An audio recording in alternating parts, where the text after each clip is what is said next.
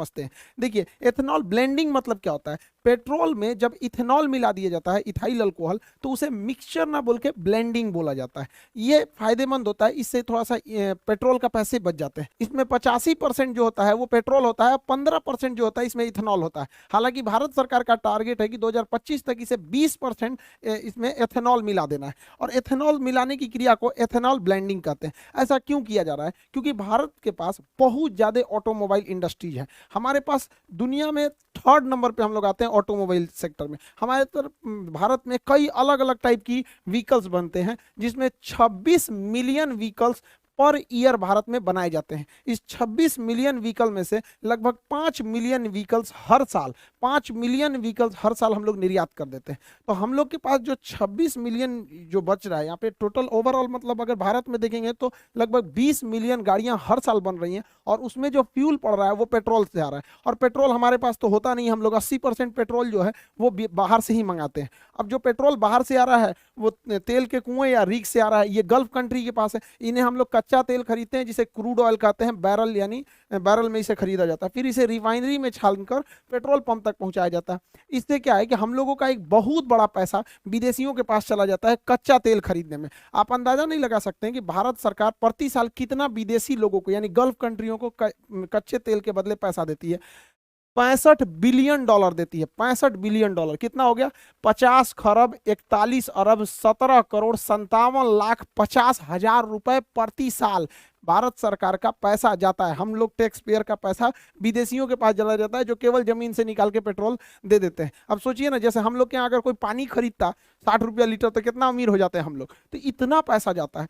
सोचिए अगर इस पैसे का हम 20% टारगेट रखे हैं कि इसमें पेट्रोल की जगह इथेनॉल मिला देंगे, तो इसका 20% कमी आएगी ना। सोच सकते हैं, निकालते रहिएगा इसका 20% कितना ज्यादा होता है। इसीलिए हम लोग एथेनॉल को कर रहे हैं, और एक बार एथेनॉल सक्सेस हो गया ना तो 20% की जगह 30% करेंगे, 30% की जगह 50% कर देंगे, और धीरे धीरे करके 80% कर देंगे। तो 80% कर देंगे तो इन लोग को पैसा देने की जरूरत क्यों है, एथेनॉल हम लोग खुद ही बना सकते हैं। ये नहीं बना सकता है एथेनॉल, इन लोग को उतना टेक्नोलॉजी नहीं है। एथेनॉल जो होता है C2H5OH होता है एथेनॉल, इसे इथाइल अल्कोहल कहा जाता है। इसका IUPAC नाम एथेनॉल हो जाता है। शराब बनाने के काम में यही आता है, शराब में भी इथेनॉल ही मिलाया गया रहता है।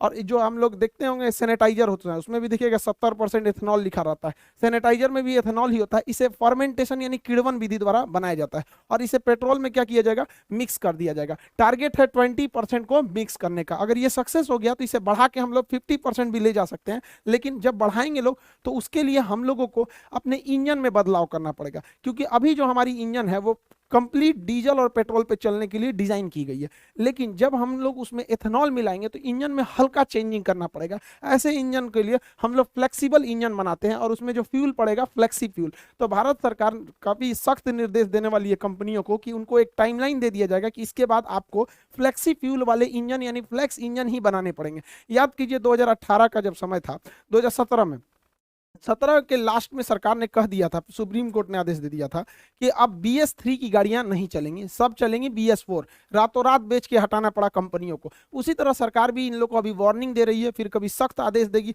उसके बाद एक बार फैसला सुना देगी, तो सारी कंपनियों को अपने BS6 के जगह फ्लेक्सी फ्यूल डालना पड़ेगा। इससे काफी ज्यादा फायदा होता है फ्लेक्सी फ्यूल से। सबसे पहला कि प्राइस घट जाएगा, पेट्रोलियम का प्राइस इसलिए घटेगा क्योंकि बाहर से मंगाना नहीं है, हम लोग का प्राइस घट जाएगा। दूसरा कि फ्लेक्सी फ्यूल अगर रहेगा, एथेनॉल रहेगा, तो एथेनॉल में पोल्यूशन कम होता है।